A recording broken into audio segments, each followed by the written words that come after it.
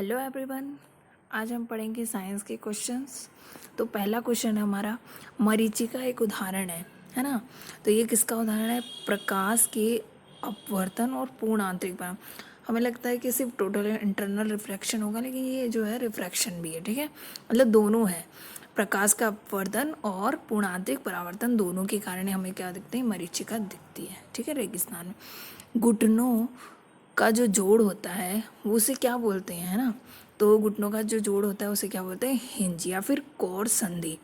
और हमारे जो सबसे बड़ी हड्डी होती है वो कौन सी होती है? फीमर होती है। सबसे छोटी हड्डी जो होती है वो कहाँ होती है? कान में होती है ना। नेक्स्ट क्वेश्चन है, लंबाई की सबसे छोटी इकाई है। तो जो लंबाई की सबसे छोटी इकाई है वो कौन सी है? हमारी फर्मी मीटर, जिसको जो क्या होती है? 10⁻⁻15 मीटर होती है, ठीक है। कौन सी ग्रीन हाउस गैस नहीं है? हमें ये तो पता होता है कि ग्रीन हाउस गैस कौन सी है, तो कार्बन डाइऑक्साइड होती है। लेकिन ऐसा पूछा जाता है जो ग्रीन इफेक्ट में जो होती है वो नहीं होती है, तो हाइड्रोजन गैस जो होती है वो नहीं होती है, ठीक है। कार्बोहाइड्रेट की न्यूनतम मात्रा होती है, मतलब जो कार्बोहाइड्रेट होता है वो सबसे कम किस में होता है? तो मटर में। जैसे हमें पता है आलू में होता है ना, इन सब में होता है। तो हमें जो कार्बोहाइड्रेट है उसकी सबसे कम मात्रा किस में होती है? मटर में होती है। ऐसी तरंगे जिनका ध्रुवीकरण नहीं हो सकता, मतलब जिनका पोलराइजेशन नहीं होता है, तो वो कौन सी है? अनुदैर्घ्य। तो हम इसको कैसे याद रखेंगे?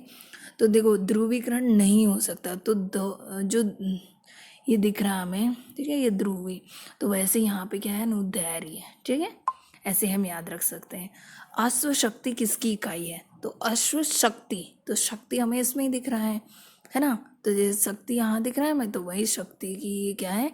इकाई है। अश्व शक्ति, हॉर्स पावर जो होती है वो किसकी इकाई है? तो शक्ति की है। खाने को पकाते समय सर्वाधिक मात्रा में नष्ट होता है, तो कौन सा होता है?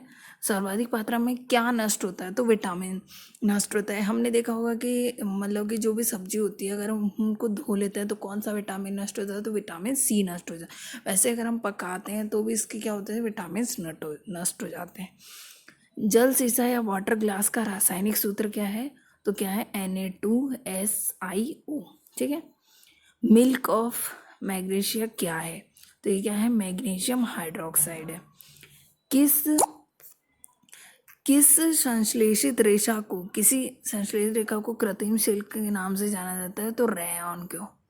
डायनामाइड में मुख्य रूप से क्या पाया जाता है? तो जो डायनामाइड होता है उसमें क्या पाया जाता है? नाइट्रोग्लिसरीन पाया जाता है, ठीक है।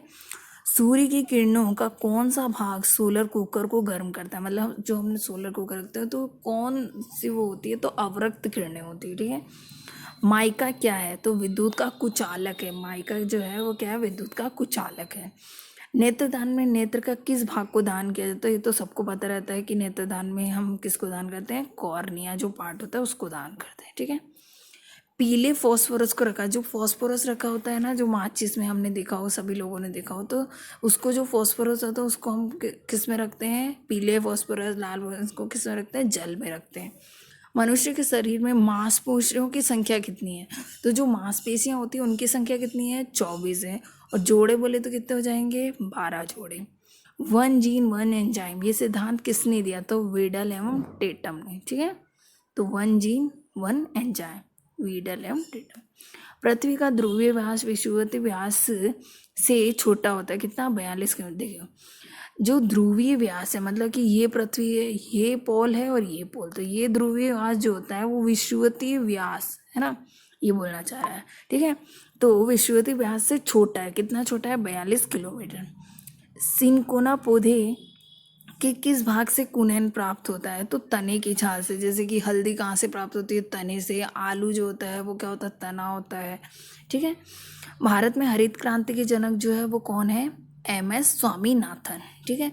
ऊर्जा का जो पिरामिड होता है वो कैसा होता है? हमेशा सीधा होता है, वो कभी भी उल्टा नहीं होता, हमेशा वो कैसा होता है? सीधा ही होता है, ठीक है। लीवर के अध्ययन को हम क्या बोलते हैं? हेमेटोलॉजी। मोस्ट टाइम भी है लीवर के, तो बहुत सारे क्वेश्चन, मतलब कि सबसे बड़ी ग्रंथि कौन सी है? हमारी लीवर है, ठीक है। तो लीवर के अध्ययन को क्या कहते हैं? हेपेटोलॉजी। बर्फ के दो टुकड़ों के आपस में दबाने पर टुकड़े आपस में चिपक जाते हैं, मतलब कि कभी अब आपने देखा होगा कि जब अब आपने ना दो टुकड़े ले लिए बर्फ के, ठीक है, इन दोनों को आपस में मतलब रखते हैं तो ये क्या होता है, आपस में चिपक जाते हैं। तो क्यों होता है ऐसा? तो ये किस कारण होता है? दाब अधिक होने पर बर्फ का गलनांक घट जाता है। मतलब जैसे जैसे इस पे दाब ज़्यादा होगा तो बर्फ का जो गलनांक होता है वो क्या होता है, घट जाता है। अगर आपको ये लेक्चर पसंद आए तो इसे लाइक एंड शेयर जरूर कीजिएगा। Thank you so much.